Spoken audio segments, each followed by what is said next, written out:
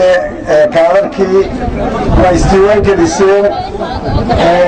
laascaanood haddaad waxaynu iska diiwaan gelisay oo qaadatay 8,700 xilxil waxaa iska diiwaangelisay 3,400 kalabayd waxaa iska diiwaan geliyey 4,100 kalina waxaa iska iyo qorinayna 3,000 baa iska diiwaan gelisay meelaha qaydarjeex iyo meelo kale oo badanna waa jiraan 12 baan tirsanana 17 inay iska diiwaan gelisay carabaa rasade ayaanu tirsanana waxaan marti idinka ahay waxa weeye inaan kaalinkii aad qaadateen ay khasaaroobeen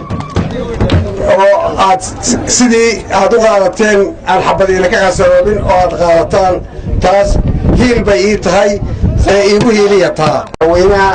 xisbiga kulmiye oo aan rajaynayo inuu 3 bilood dabadeed fadhiisan doono waxaan magan idinka nahay inaad ii badan qaataan inaad xisbiga kulmiye aad codka siinaysaan sidii horeba aad u siisay